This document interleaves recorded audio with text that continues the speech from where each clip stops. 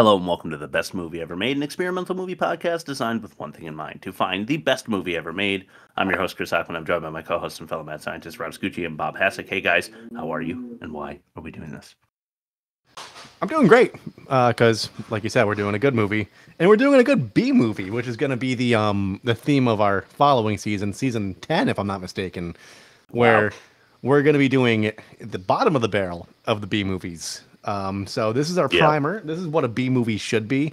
It's low budget. I think Kevin Bacon's relatively unknown at this time. Correct me if I'm wrong, but he definitely wasn't like the Hollow Man that we know and love, So he does always look like he's wearing somebody else's skin for some reason. So it's not too far off. But so I'm very excited to kick off the next season and to end this one. And that's all I got. Bob?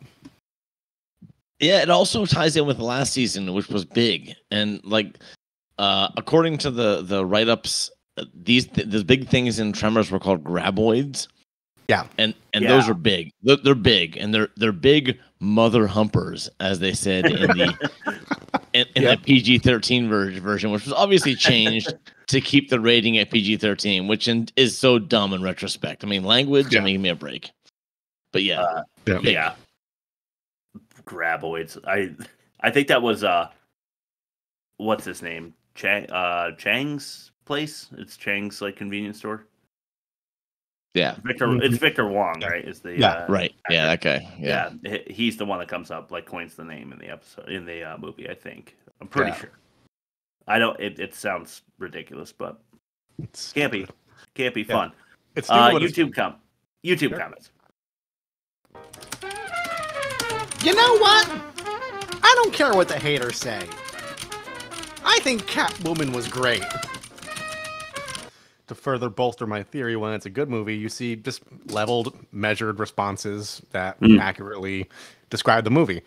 So, number one, the characters are what make this movie. Shows you must have. That wasn't me. That's them. Shows you must have great characters in a film to make it stand the test of time. Love the fact that Val and Earl are typical '90s blue collar workers. They give the movie more authenticity. Next comment. I remember watching this in theaters. R.I.P. Fred Ward. He died last year, apparently. Next comment. This is a great movie. Kevin Bacon and Fred Ward have great chemistry and are really funny. Scares, laughs, even a love interest. Highly recommended. Next comment. One of the few movies I can watch over and over again and never get bored with it. And the last comment. Fun movie, great cast, thrills, smarts, and humor still holds up after all these years. Which is all fair. Fair, accurate level, reasonable assessment of the film. Yeah, and we're going to start to get into why we agree so strongly when we throw it to test number one, the best of its kind. Oh, wait. Best of its kind. Oh. Did we do one of those? Did you do one, Chris? Pretty sure. Did you do a best of its kind? Yeah. Did I not download it? It might be further down the list. Oh, fuck. Yeah. Well, shit. Wait, hold on.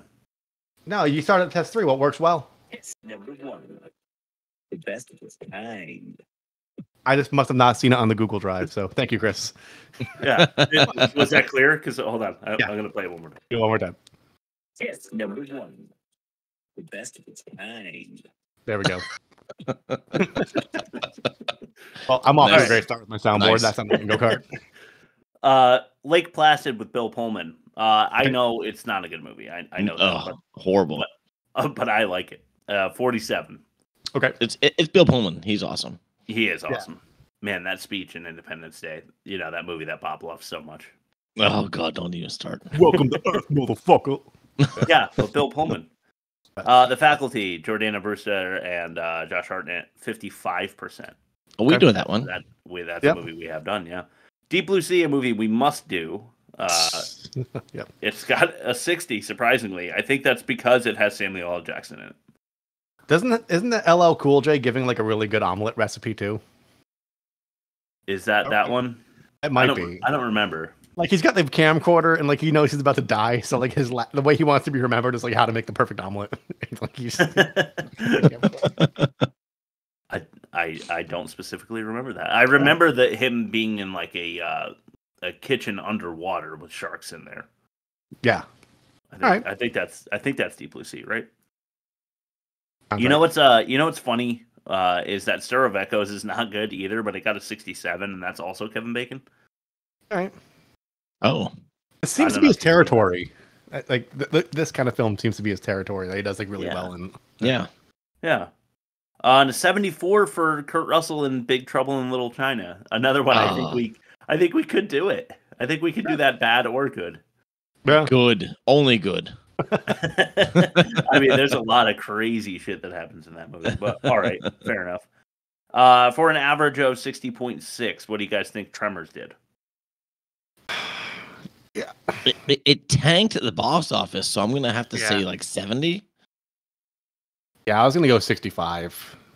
Okay, an 88. Oh, good. Yeah, All right, good, how about good for that? them. For Good a for plus Tremors. 20, Yeah. plus 27.4, bolsters our argument, and it's best of its kind. So, Yeah. how about that? Do you have a bumper for test number 2? Ain't that a pitch? Yeah. Test number 2. Ain't that a pitch? There we go. I Okay, promise sweet. I have the rest of them too. Oh, okay, nice. All right, good. Who goes first? I'll go first because it's been a couple weeks. There once was an underground worm who liked to make Val and Earl squirm.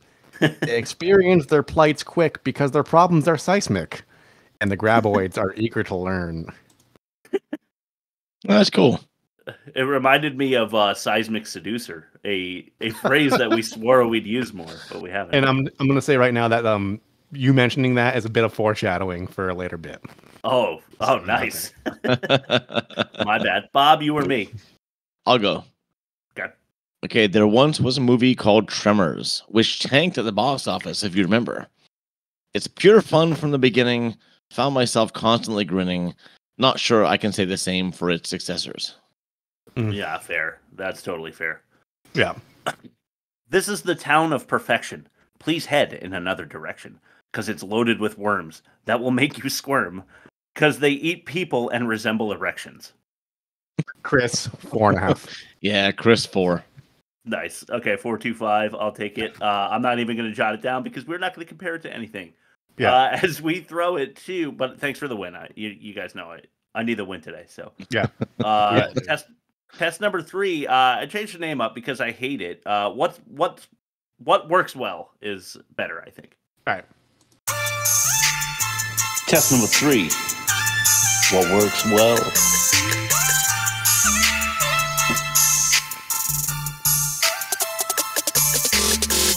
Yeah. I love the music. Thanks. Yeah, I tried to span the gambit with all of the. It's like the sounds. proto trap music. Pattern on it, yeah. Okay, so everything that is in good taste or still works now when you watch the movie, and there's a good amount of that. Although I'm gonna knock them, I'm still gonna do most offensive for a couple, just because I think it's funny. Number 1, superb foreshadowing. There were many instances where you don't know what the monster is yet, but you could put together the puzzle thanks to some of the pieces that they give you that lock together pretty well. On your rewatch, you're like, oh, I get it now. Yeah. Or if you're smart, you put it together for the first time. Yeah. It's we talk about pacing a lot on this podcast. Number 2 is perfect pacing.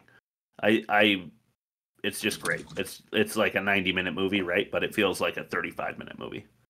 That's how all cinema should be. Like I said, in my pitch, it's pure fun from start to finish. It's just like the pacing is absolutely perfect. There's really not a scene that, like, if you were flipping through channels and on Sci-Fi, you came across Tremors. It's not a scene you'd be disappointed to land on, I don't think. Right. Yeah, I agree. Number 3, sick soundtrack. It's kind of Raising Arizona-y, you know? Yeah.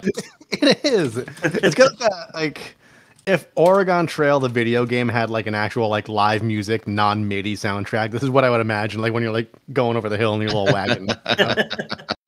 All right, so here's a weird one, and it also takes place in the desert. Have you guys ever seen the Young Guns 1 and 2 movies? The first one I love. I love the first one. I don't love the second one, but the soundtrack on the second one is unbelievable. Bon Jovi did it, And Really? I'm not a huge Bon Jovi guy, but it's like I kind of want to just clip it and like make TikTok video, like a TikTok video with some of that sound, and just be like, you know how like you guys remember when somebody was like, oh, the original X-Men cartoon in America, they were like, hey, can you make us some music for this? And then the composer was like, a piano lit on fire because the song is just so fucking badass, you know? It's like that. It's better than the movie. Other unassumingly great video game soundtrack, Sonic the Hedgehog 3 by Michael Jackson. Oh, wow. No, he had a heavy hand in that production, and it's fucking sick. No shit. Yeah. 3 or 3D, I forget. There might be... I'm not a big Sonic guy, but it's one of the Sonic games is Michael Jackson scoring it. I always thought Sonic was fun, but I never really... I was not a huge... Like, we were not a big Sega household. So. I don't like the fast side scrollers. It's just like... Yeah. It gets a little boring. Yeah. Yeah. Number 4, correct character creation and cultivation. Right. I'm surprised with the perfect pacing. This kind of goes right hand in hand. You meet Earl and Val in the beginning. You meet a science lady who is like very charismatic. Right up front, you just love all these characters. Victor Wong's. I think it's Chang. I feel bad now if it's not. But Bert. You like Bert, even Reba McEntire's character. You know, everybody you meet them, you kind of get them immediately. It's just good writing. Everybody makes sense. It's one of the things. Early Simpsons are especially good for this. They have really the characters were developed right off the bat, and whatever weird situation they're thrown in, you could reliably guess how they're going to react to that situation. Right. Because they're developed so well, like right in the beginning exposition scenes. Sure. I'm going to call worst. What do you call that? Most offensive with Science Lady. Yeah, I know. I didn't know what to do. I was like floundering, and I was like, you have to say something. You don't want dead air, so just go with lady. You know you shouldn't, but like I couldn't think a scientist. How's that? No, I knew what you were talking about. So and also Reba McEntire was her first movie. I did not know that. Oh, I didn't know that either. And the director was actually very much like, no, I'm so sick of these pop stars and these musicians saying they can act. I'll give her an audition because, you know, as a favor. And he ended up loving her. And she did well, I thought. Yeah, she was good. I'm going to hold any more thoughts on that subject for later. Number 5, creative camera angles. It wasn't. I don't want to say it was run of the mill. There was some rehashing of other clever angles I've seen in earlier movies, but they do enough of it to keep it fun. Like on the ground through the dirt, I thought was really cool. I mean, that was probably CGI'd, but like it was a cool idea. There's some Dutch, but not Battlefield Earth level. You know, there's so some low angles, some high angles. Just keep you guessing. You know, which is fun. No, I don't think there was any CGI in this at all. Okay, so they really must have dragged the camera through the dirt. Which totally, they awesome. totally did. Yeah, which looked really awesome. Number 6, and this is my last one. So if you guys want to mention anything that still holds up, imaginative movie monster. I don't know that I had been aware of any movie monster that eats you from like under the ground before this. Maybe I don't know. Was Dune written before this? I don't know, but it seems like a good movie monster to me. Yeah, Dune's an old script. It's an old novel, but it wasn't quite the same. No, it's not. No. It's not. I really thought that the monster was creative. The only thing it closely resembles to me, which I'm not sure which one came out first, but the sandworms from Beetlejuice. Maybe like I got very. This came out first. This came out first. Yeah, I think so. This was 90. This came out first. Yeah, I think Beetlejuice was 91. Okay. So they stole from. Well, also the worms in this movie. Get this. At first, they didn't have the 3 snake heads come out to grab people. They actually had the outer shell peel back, and the crew kept making fun that it looked like a foreskin coming back off of an unsheathed wiener. Yes. I mean, we all knew that the wiener jokes were coming. I already delivered one. So they decided to change it to extensions instead of the peel back. Yeah. So yeah, Okay. they were smart enough to know that would have been silly. They knew their audience. Yeah. Yes, Yeah. exactly. Yeah. They gave their audience credit. Yeah. Yes. You guys want to mention anything complimentary before I knock it a couple times? Now this whole episode is going to be complimentary, so our feelings will come out. Yeah. Okay. So number 7 is a something I thought was offensive. Toilet Tecates. Oh. They're cracking beers out of an ice toilet. Yeah.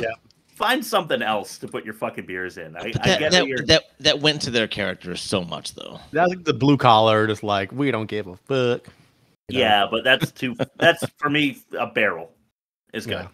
A toilet's like, come on, that's a little far. Yeah, if you're a general contractor, you got to have ample supply of buckets that you can. We use. ain't got no fancy barrels out here.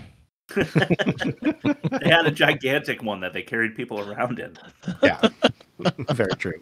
Number 8, Earl often insinuates Melvin mauling. He's quite a bit older than the teenager he is threatening to beat up repeatedly. Yeah. I understand that.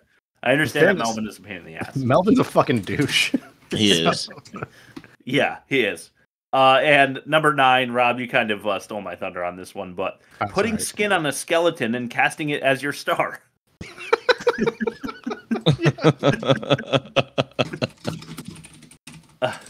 All right. Anything else offend you in the movie before we move on to the next bumper? Nah. But you know what, Kevin Bacon, I was thinking how what he resembles. It's Scott Wayland during his Velvet Revolver days with like the Guns N' Roses band. 'Cause he has like that gaunt, like heroin addict, like weird, like receding hairline that's like kind of spiked up a little bit, and it just makes you look like, I don't know, not real. Like you're wearing somebody else's. He's got a receding upper lip line. Yes, he does. Very true. Very true. Okay, test number 4, the best dialogue. Test number 4, the best dialogue.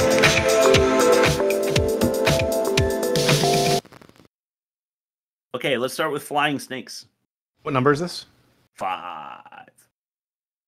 Oh wait, we don't. I'm gonna do one. Sick, awesome. So we only have 4 though, right, for this one? Yeah, because I'm doing number 3. All right, so 4 yard. All right, cool. So let's start over with number 5. Yeah, Okay, flying snakes. flying snakes. Let's do it. Walter, you better be fast. We don't want to be stuck on a couple of canners. Those snake things couldn't travel that fast. Shit, for all you know, they can fly. Hey, what do you want, this Colt or Edgar's old rifle? Rifle. Please get back here. Hey, Earl, here's some Swiss cheese and some bullets. Thanks, Walter. Okay, that sounds like bad dialogue, but I thought it was really funny. That's good. The flying snake stuff, yeah, fine, but the Swiss cheese and bullets is like really odd. Like you get the idea that Chang's convenience store is run by a very cheap Chang, and his helping hand is some bullets and some cheese, and that was a perfect way to cement that feeling about the man who's got a bunch of equipment that doesn't work in his convenience store as well. Yeah. Let's go to number 4. This one is a little better than that, I'd say. This one's called Handyman. Oh, number 4 yard. Handyman. Let's do it. No breakfast? I did it yesterday. It was bologna and beans. No, it was eggs. I did eggs. Over easy. The hell you did. Bologna and beans. It's your turn.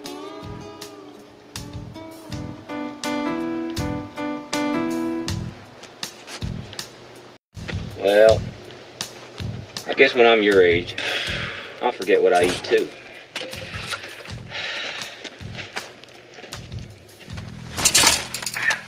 Ow! God damn it! I ask you, there's a job for intelligent men. Show me one, I'll ask him. I mean, if we were real serious about money, we'd quit being hired hands. Handyman, Earl. We are handymen. Yeah. We should quit this job and find ourselves some real employment. Are you gonna give up all this personal freedom? I don't know. I listened to Weird Al's Handy after this movie, by the way. I don't know if you know that one. No. He's like, I'm so handy. Oh, yeah. Okay, yeah, I remember That's that. good. That's a good one. What better way to set up their relationship? Yeah. I love the bologna and beans. Eggs over easy. Let's do the rocks, paper, scissors Yeah. thing to see who wins, and they rocks, paper. And I don't know if you noticed, but I think Val only wins one of them. I'm Correct, pretty sure. Yeah, I think Earl wins like 4 out of 5. Yeah, because doesn't he do scissors every time and gets smashed by a rock? Like they do the same one every time, but like the one crucial moment, like they switch it up and it fucks it over. Yeah.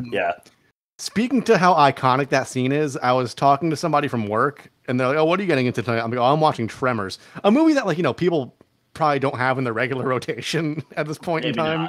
Maybe not. And all they do is reply like, "Yeah, rock paper scissors." That was the response in text.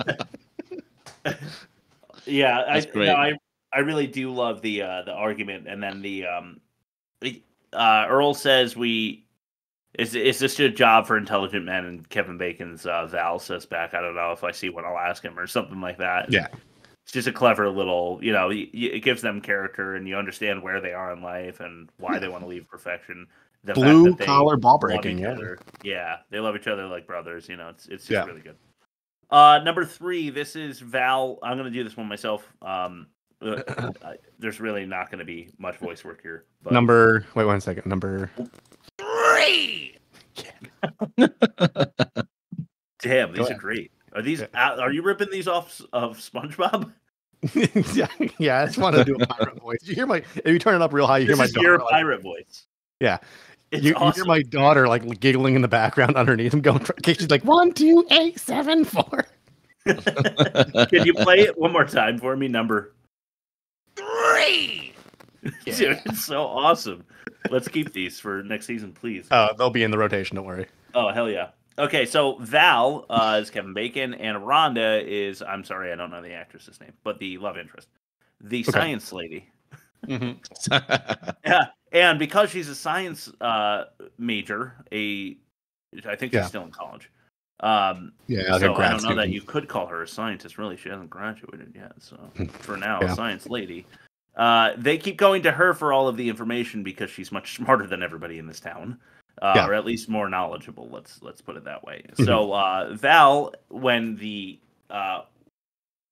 graboid is trying to he's doing something suspicious. The worm is underneath the building, and nobody knows what it's doing. And Val says, "Hey, Rhonda, what do you think it's trying to do now?" And Rhonda says, "Why do you keep asking me?"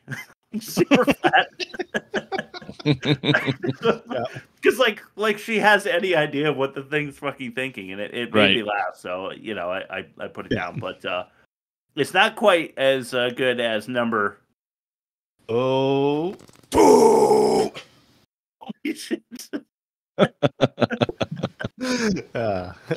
We have fun here.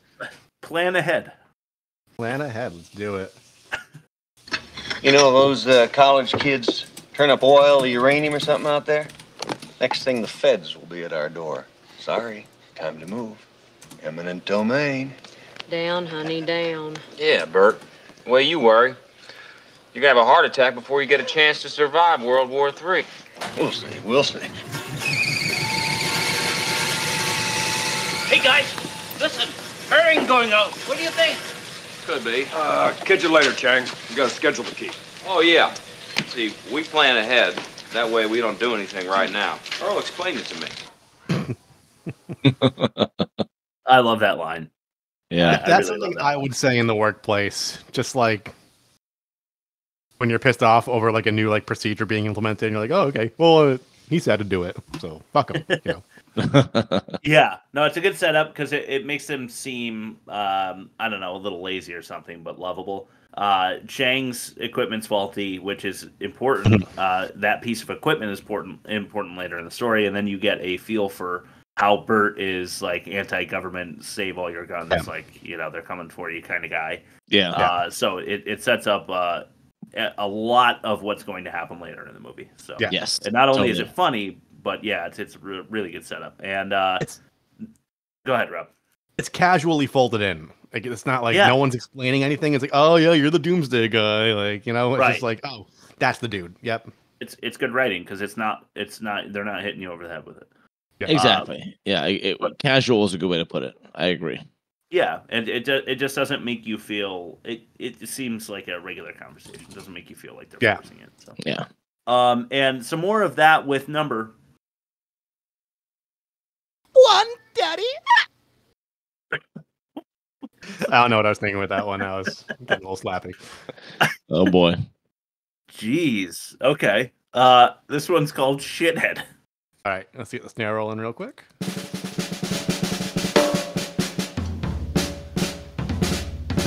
You know what? Fuck it. Shithead. I'm making the run for the cat. Like hell you are. Get real, Earl. I'm faster than you. Yeah, but I'm best at driving the cat. Not while I'm around. Look, damn it, now listen to me. I'm older and I'm wiser. Yeah, well, you're half right. Damn. I lost. Guess I'll have to do it. I won. I pick who does it. Ready when you are, Miguel.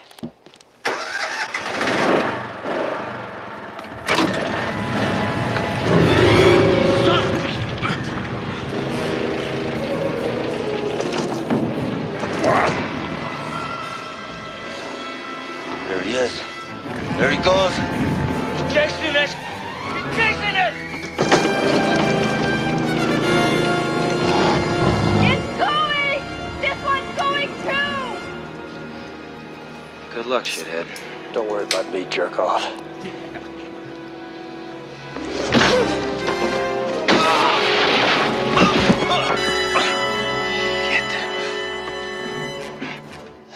You suicidal son of a bitch. Yeah.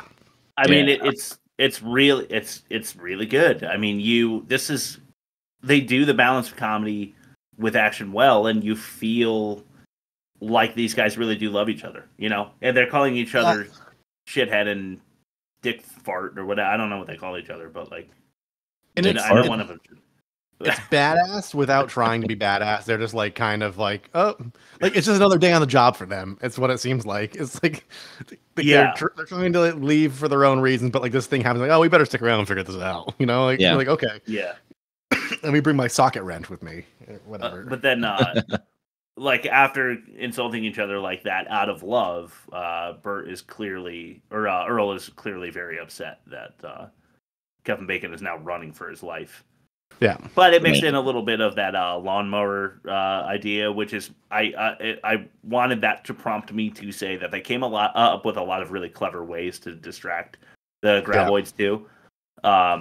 So that was one there with the lawnmower, and we'll talk about more in the catch-all because most of it's positive.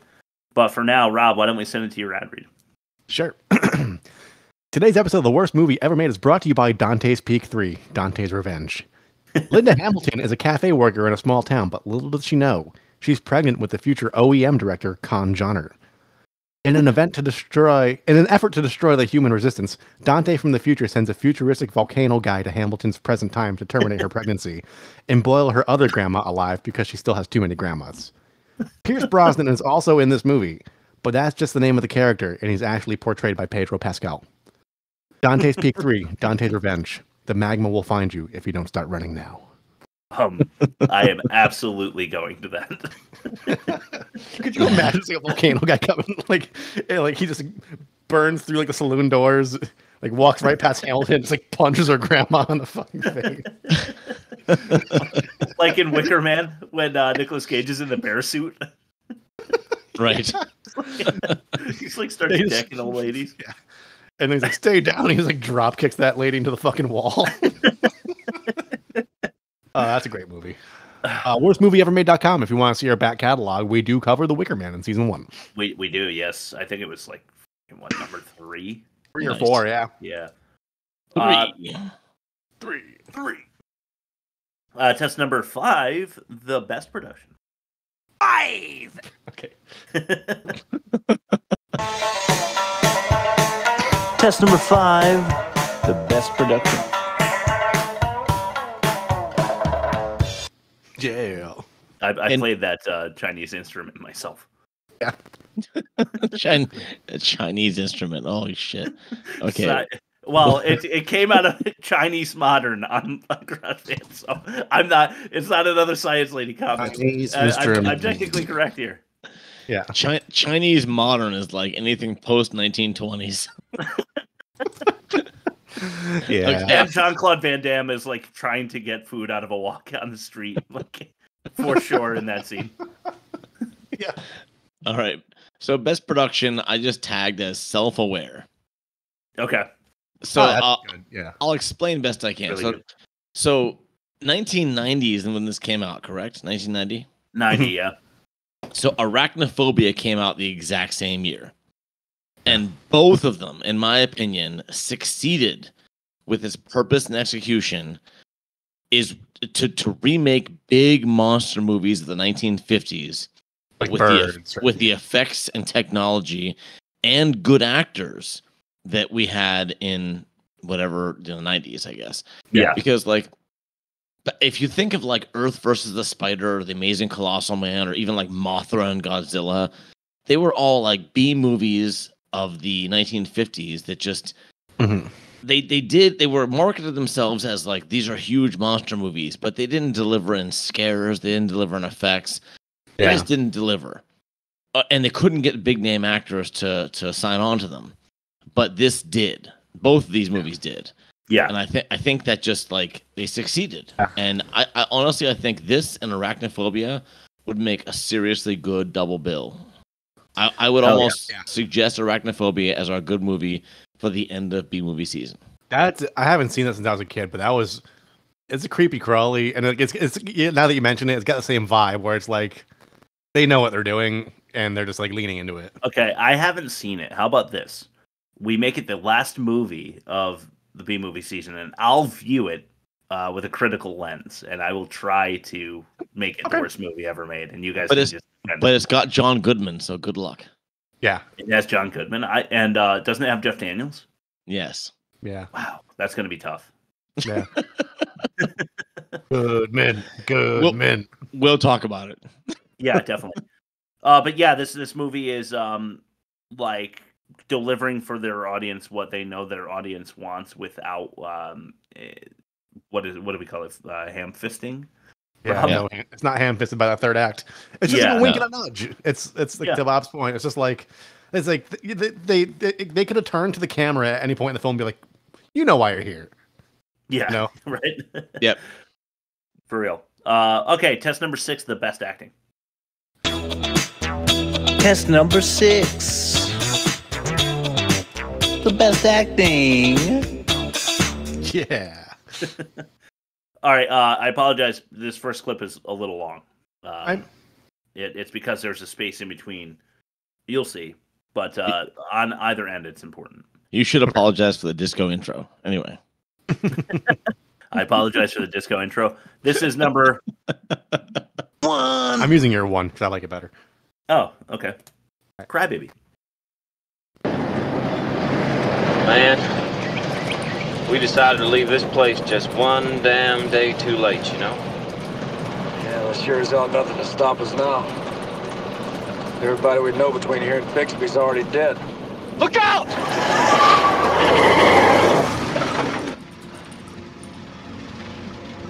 Is there some higher force at work here? I mean, are we asking too much of life? What the hell are these guys? What are they doing? Blasting? Hey! Where are you guys? It's not like there's another road, asshole! The psycho music. I like that. I didn't catch that for a second.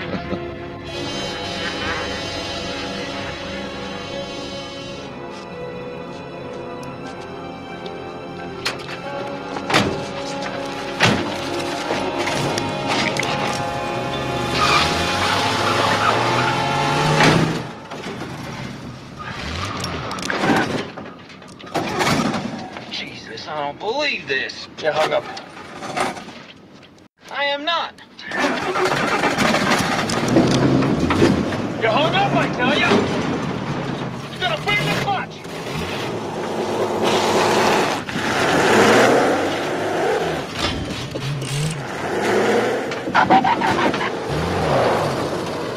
You know, you could break an axle like that. Could you shut up? Hey, I don't need to spend the night out here.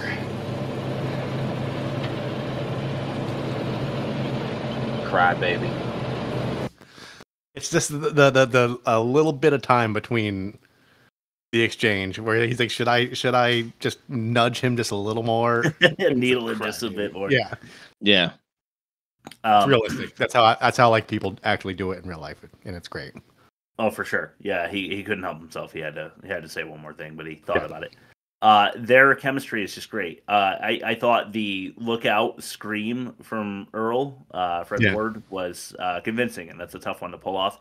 And not just the two of them acting really well. It's also, I thought that truck was acting great. Like that was a very convincing. I'm being attempted. Like something is attempting to swallow me at the moment. Yeah, that truck really seemed like it was stuck in something. And they did a great job, like skirting the tires off as it, screamed away from the scene. Yeah, just everything for that worked for me. So I apologize for the length, but I think it was all important. Number.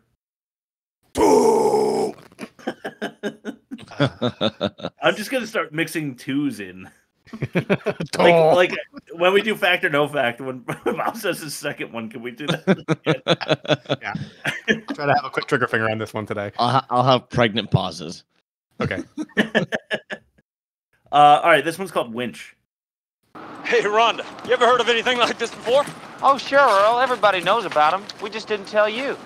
Oh, hell, man, no one ever saw anything like this. We're really onto something here. I'll tell you one damn thing.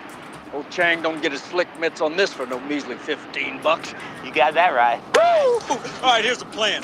We need a flatbed. Yeah, right, with a winch? Yeah, 5 ton maybe.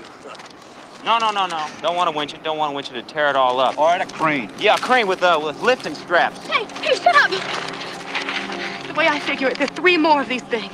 What? 3 more? I've got seismographs all over this valley. Now, if you compare the different readings, here's one at 2 o'clock yesterday. But here's one 3 miles away at the exact same time. Now, that's 2. But here... Yeah, we'll take your word for it. Yeah, where's your truck? Just beyond...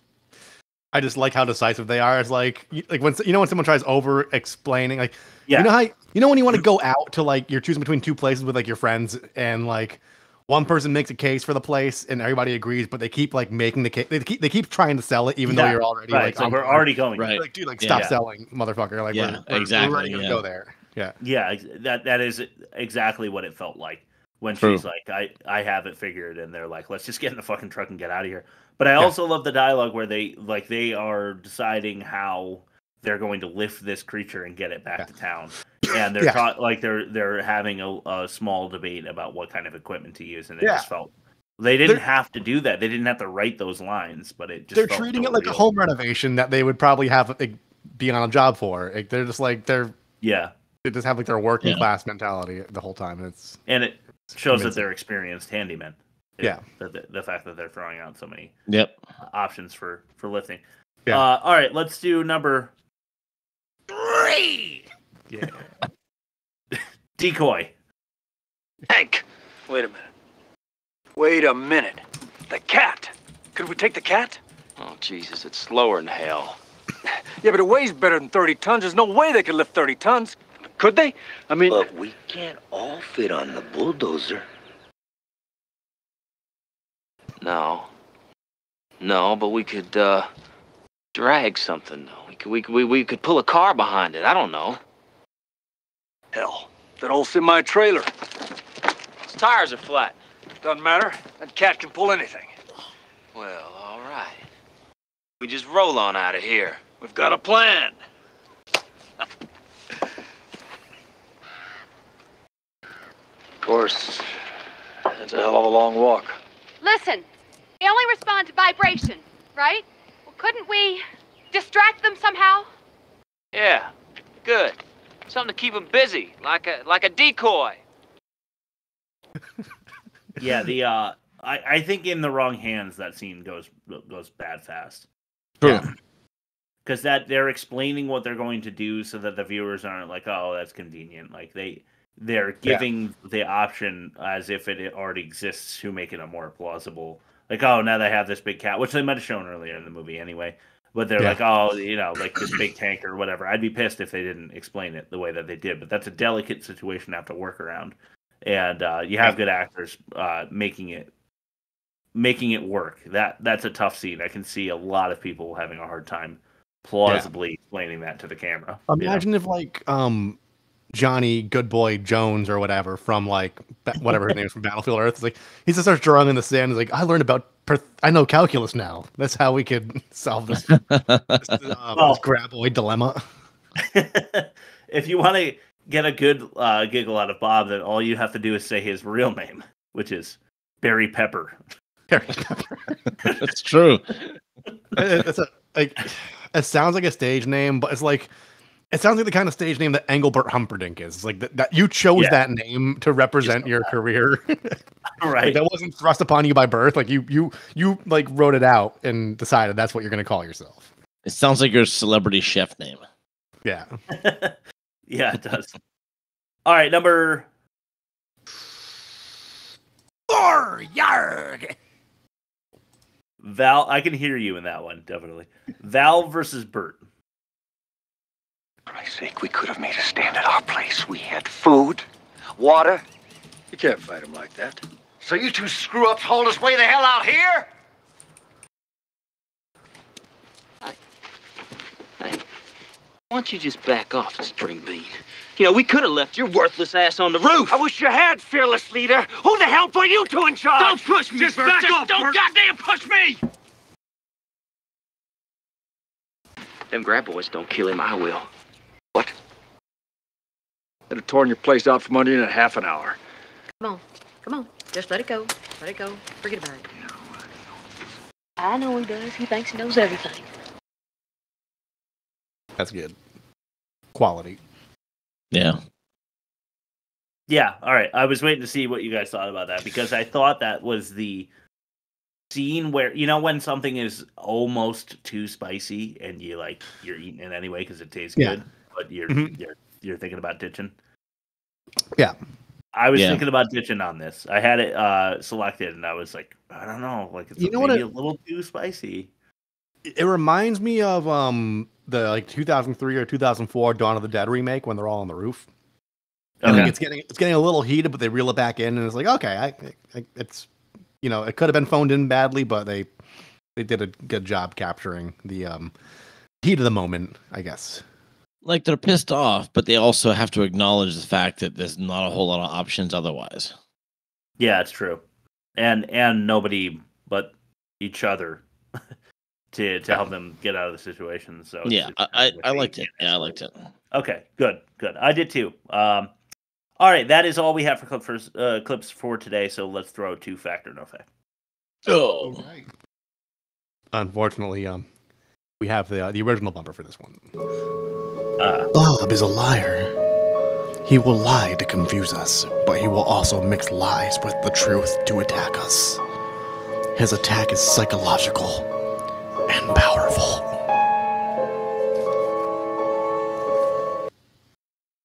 I'm going to make a prediction and say Rob's going to lose this one. Okay. Because this one is called Director Damn Near Killed Her. Anyway. It's about director Ron Underwood. Okay. So last week, or it was the week before, I forget which one, Rob said he knows jack shit about directors. So I felt bad making this one all about the director. Yeah. That's entertainment, baby. So director Ron Underwood has directed all but one. Don't forget, this is a good movie week. So this is 4 facts and a lie. Right. So director Ron Underwood has directed all of these except for one of these movies / TV shows. Okay. Are we doing number counts here or no? Sorry. Number 1, Daddy. Right. City Slickers.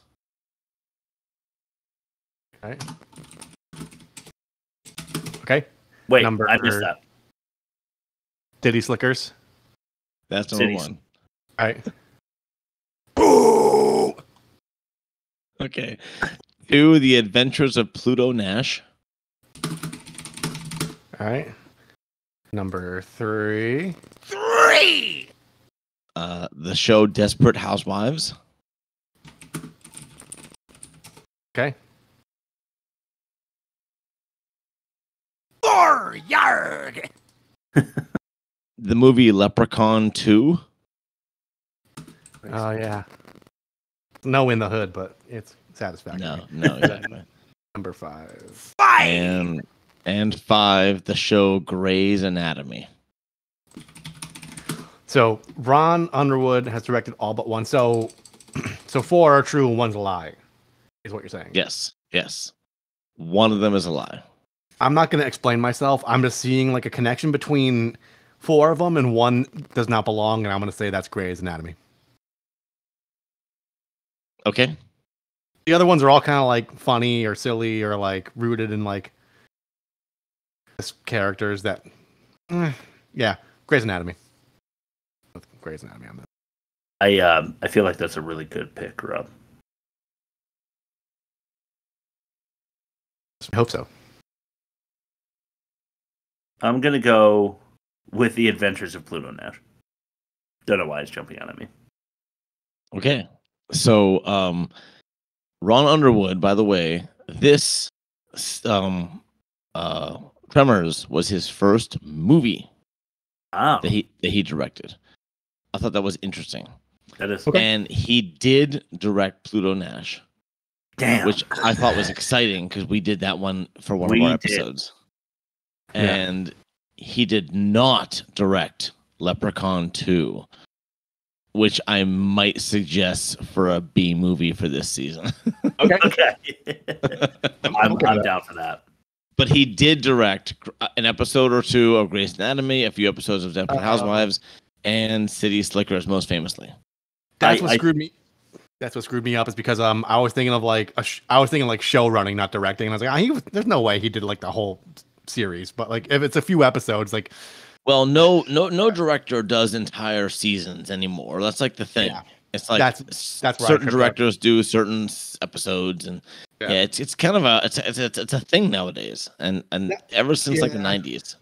And that's why the miniseries treatment works so well, because you can get like bigger actors for like an 8-episode run and have like one director do it all together. Yes. That makes sense. Exactly. Good guess though. Well, that sucks. Okay, the catch-all. Catch-all. Okay. If you've caught one, you've caught them all. Welcome to the catch-all. Yeah. Okay. Fun question. How many are required for a stampede? That's in the very beginning. 3 or more, I guess, right? Wasn't that like the logic? I would feel like it. Yeah, I feel like it must be more than that. Like, what did they say? I forget. They never definitively answered it, did they? No, I don't think so. No, they were debating like the finer points of like what makes a stampede, and Kevin Bacon was like, I mean, it's like 3 or more. What are we talking here? And then like the scene cut. If I'm not mistaken. Yeah, I don't think they answered. I think it's got to be more than 3. Yeah, he was thinking of polygons that they have like more than 3 sides, and it's like a polygon. Right? Yeah. That's I guess yeah. Yeah, I don't know. Seismographs are cool. They are. Yeah, I agree. Okay, my next point is -2 points for having Reba McEntire because I hate Reba McEntire. I absolutely hate her. Fair.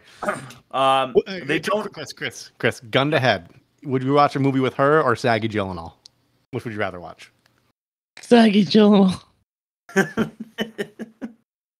I'd rather watch a movie with Reba McEntire. Okay. She's prettier even now. Okay. Fair enough. They don't immediately show the monster. I like that. That's good news. Exactly. I almost wish that they waited a little longer.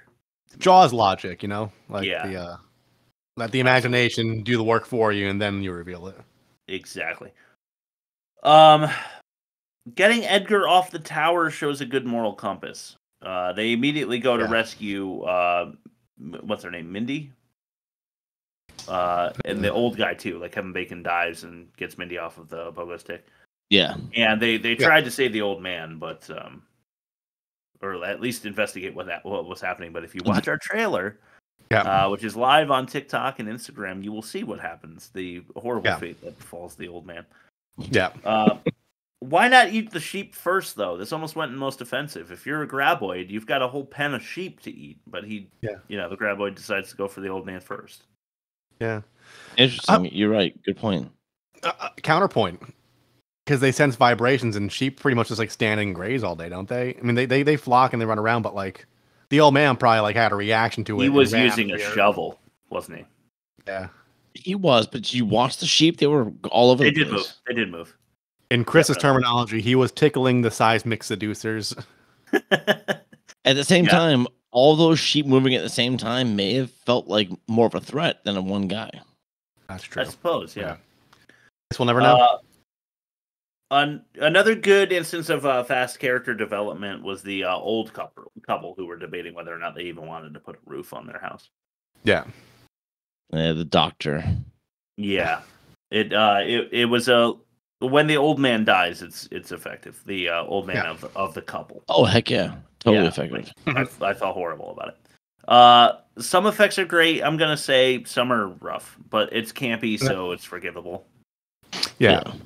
You know, the ones that look like the worms, like extra snakes coming out of their mouths, kind of look like pipe cleaners or something.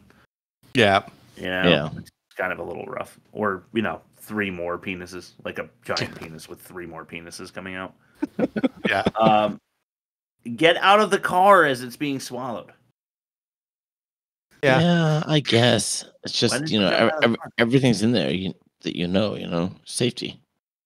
Yeah, also, I mean, like I can't say I've ever had firsthand experience with like being in a car that's being swallowed by a giant worm, but I imagine it's like being on a roller coaster that has lots of twists and turns. Like I'm pretty sure like they probably like you like have the core strength to like wiggle yourself out of that.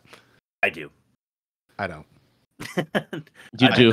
I probably don't. I'm lanky, but I have a doughy center. Well, graboids love that, so watch out. The horses drop Earl and Val, leaving a scene of good tension. Yeah, agreed. When they run off, and then you're like, oh fuck, they're in big trouble. Yeah, totally agreed. The floor is lava. Mm-hmm. That's always fun. And then they go totally fun. Yeah. The female lead is smarter than the male leads is always nice. Yeah. Yep. And then that leads right into pole vaulting, which was her idea. Yeah. And the pole vaulting allowed for good, cheap cinematography. This is one of the things I was mentioning before. But when they all pole vault together from one rock to the next, it's a really cool shot, I thought. Yeah. It is. Good use of the boy who cried wolf trope, too, with Melvin.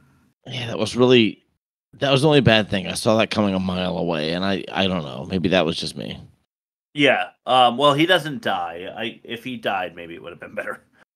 Right. Because my next point is Melvin is a little shit. Yeah. He is. Very, very true. We mentioned it already, but Mindy on the pogo stick works really well. Mm-hmm. Yep.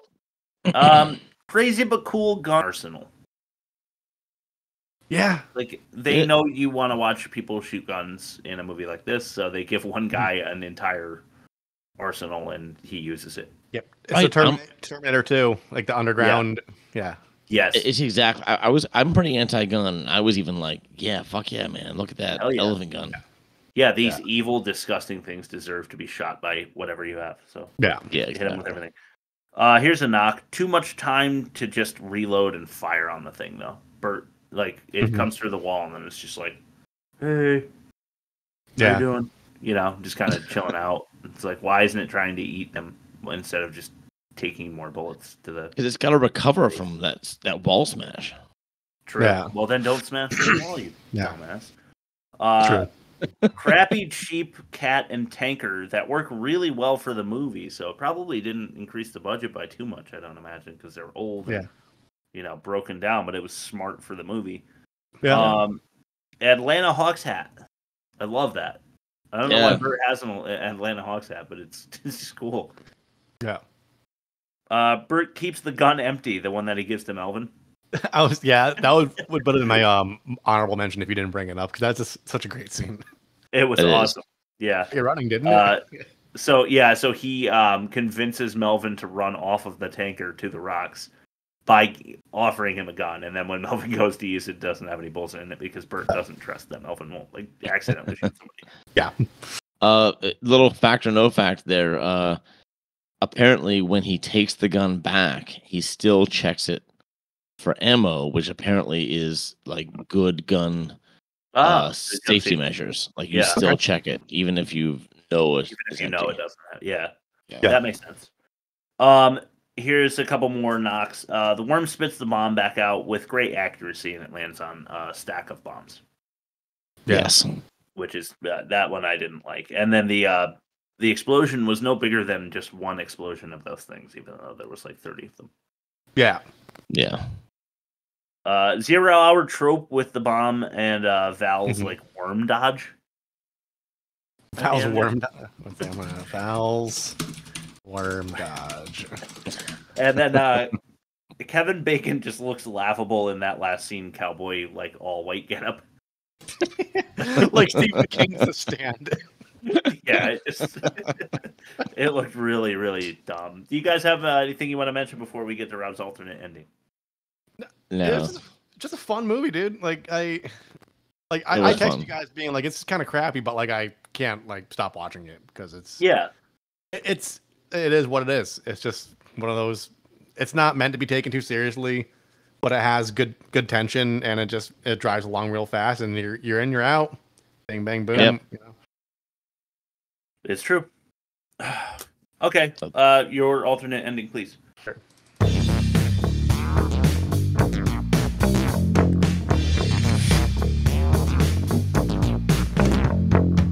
Rob's alternate ending. Oh yeah. I didn't come up with one because I'm retiring the bit for Rob's Magic Marvel Corner, which will start next season, in which I will use the minute or two during where I would do the alternate ending to systematically work myself through the entire Marvel Studios canon, which includes 33 films. Just a little sneak peek. I did watch Iron Man. Kind of like it. It's pretty cool. Kind of neat. Yeah, it is. Robert Downey Jr. looks a lot like Mike Patton from Faith No More during his Tomahawk era, and that's pretty cool. That's exactly what I loved about the movie too. That's my main takeaway. Is like, hey man, like they could like totally like get Tomahawk on the soundtrack just by like just likeness alone. If I had thought of that, I would have watched Iron Man instead of this movie. Yeah, because I love Mike Patton. Mike Patton, he's awesome, dude. I love everything. His Dillinger Escape Plan stuff, the Mr. Bungle stuff. It's all good. Yeah. All right. I mean, like that's it. I'm retiring the bit. It'll come back in some way, shape, or form. I'm sure by episode 500 once I get through all the Marvel stuff. But hey, I say if you think of one as you're going, just throw it in the mentions for the catch-all. Yeah, just throw it in the mix. Yeah, or something. Yeah. But I'm excited about the Magic Marvel Corner. I'm going to try watching Hulk this week just because I want to get ahead a couple weeks. Just it's Edward Norton though, so I mean I'll try to tolerate it. Right? It's bad. Okay, fair enough. Bad credit names. Yeah. All right, cool. Bad credit names like. I'm Harvey Manfred Johnson. Quite a number of these, starting slow with John Casino. Fun. Yeah, that's kind of cool. Pamela Berbermeyer. Okay. Jeffrey Hagenbuckle. Hagenbuckle? Yeah. Wow. George Moose Colucci. Is Moose like chocolate mousse or like the animal? Like the animal. Okay. That's one of 3 nicknames. Here's the next: Cowboy Joe Elroy. Yeah. I really like this one. I'm assuming it's Jesus, but I'm reading it Jesus Chewy Perez. Chewy? Chewy. Chewy. Yeah. Hair and makeup was done by the Flying Fabrizi sisters. Nice. Rice Rususki. Rice Ruskusky. Okay. And then this person wins. We've heard this name before. I'm sorry. It just wins. Aaron Glasscock. Yep. Yep. You just win. So there's that. Instead of comparing the movies, I thought it'd be fun if I just reminded everyone of all the good movies that we've done so that you can go back into the archives and listen to them if you like. At theworstmovieevermade.com. Yeah, absolutely. Tremors, Terminator 2, The Exorcist, The Crow, The Empire Strikes Back, Airplane, The Dark Knight, Raising Arizona, Jaws, and The Big Lebowski. Weird. 7 of them start with T. Oh, okay. Yeah. All right. But 4, 5, 1, 2, 3, 4, 5, 6 of those start with the. So. I like it. All right. Do you want to plug our shit, Rob, and then we'll send it to Bob? I love you guys. Thank you for listening. Yeah. www.theworstmovieevermade.com. You could find us on Spotify, Google Play, Apple Podcasts, iTunes, all that good stuff. YouTube episodes go live on Sunday, very early, like midnight, Saturday night into Sunday, I guess I should say. And our Tic Tac. I sound like the Congress people. Mr. Chu, does this Tic Tac have Wi-Fi's in it? I don't know if you guys watching that or not. But anywho, if you did watch, email us at theworstmovieevermade.com because you can also click the little envelope and shoot us an email. Suggest movies. We're doing our B movie season. This is as Chris said last week so succinctly, it's if you're going to a double feature, this is the one that you see on your way out, basically. You go for your A movie, which is the one everybody wants to see. The B movie is what just fills the double feature. And we're going for the bad ones. This was a good one. Bob? I was gonna say graboids, but I'm gonna replace it with Glasscock. Glasscock. But what's our movie for next week? Did we announce it? Oh, no, we didn't. I'm really glad you said that. We got to check the poll right now. Already got fingered. Come on. I don't know if that's a B movie though. I mean, I would consider it to be one. It's not an A movie. I'll tell you that. Yeah. Was it was it major studio released? That's the thing.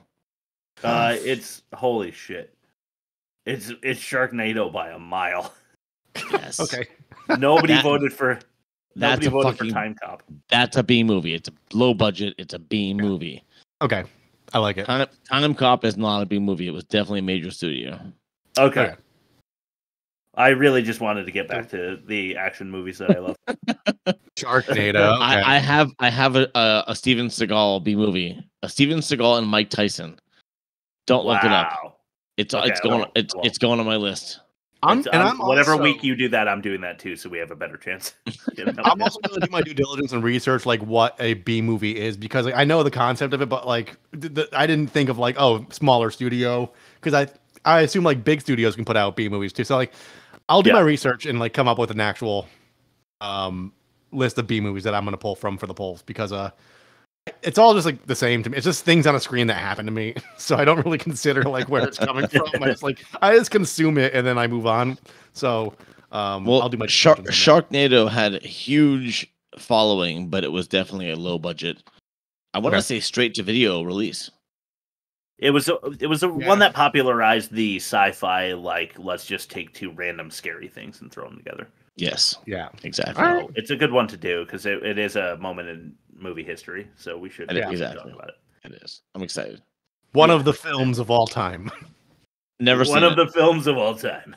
Yes. All right, cool. Rob, can you play number 2 one more time? Sure. Let's countdown number 2. All right. Bye. That was my Nathan Explosion from Metalocalypse impersonation. Okay. See you guys. See you next week. Sharknado. Let's do it.